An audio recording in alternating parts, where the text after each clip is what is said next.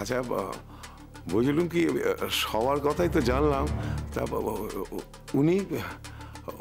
উনার পরিচয়টা তো এখনো পেলুমনি।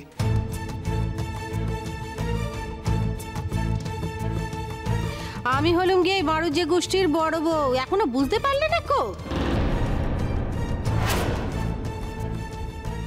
দেখুন, আমার পরিবারের ব্যাপারে আমার যা বলার ছিল আমি আপনাকে বলেছি, এর বাইরে আমার কিছু বলার নেই। বাই দ্য ওয়ে, ও হলো এই বাড়ির বড় বউ, আমার স্ত্রী শ্রেষ্ঠা।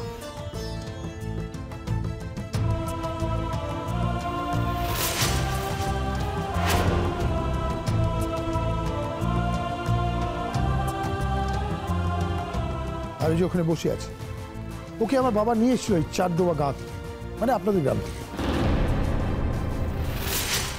আমার সাথে বিয়ে দেবে বলে ঠিক করেছে, বিয়ে দিয়েছিল। আমি তখন পাত্রে দেখতে পাইনি, কারণ আমি বিলেতে পড়াশোনা করতাম তখন। বিয়ের দিনই বুঝে গেছিলাম যে ও অশিক্ষিত, এই ভদ্র সমাজে ওকে নিয়ে বেরোনো যায় না। তাই জন্য আমি চুপচাপ করে মেনে নিই বিয়েটা, ওকে ডিভোর্স দিই। বাবা ওপরে রেগে যায়, রেগে গিয়ে ওকে বাড়িতে থাকার অনুমতি দেয়।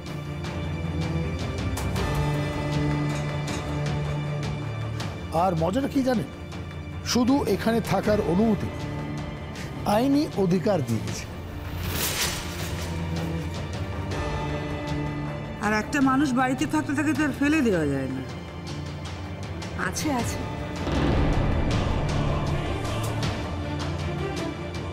দেখুন আমরা চাই না যে সত্যি গোপন করে বিয়ে ব্যাপারে কথা এগোনো হোক, তাই দাদা সবটা খোলসা করে বললেন। আর এসবের মধ্যে থেকে আপনি একটা কথা নিশ্চয়ই বুঝতে পেরেছেন যে আপনার মেয়ে যদি ঠিকঠাক মানিয়ে নিতে না পারে, মানে এই গায়ের মেয়ে তো, তাই বলছিলাম আর কি। দেখুন, আপনার নিজে চোখে মেয়েকে দেখবেন, তার যাচাই করবেন। আমি বাপ হয়ে কিছুটি বলবো না। তারপর যদি আপনাদের মেয়ে পছন্দ হয় তখন কথা এগোবে। কোন ঠিক আছে, আমরা সানডে আপনার ওখানে যাব, মেয়ে দেখার পরে বাকি কথা হবে। কিছু মনে করবেন না, আজ আপনাকে বসাতে পারলাম না কিন্তু। এ কি বলছেন ম্যাডাম, আপনারা বলে কত ব্যস্ত। হ্যাঁ ঠিক আছে, তাহলে ওই আমরা কিন্তু ওই রোববারই মেয়ে দেখানোর ব্যবস্থা করছি। হ্যাঁ, আপনারা সবাই মিলে আসবেন।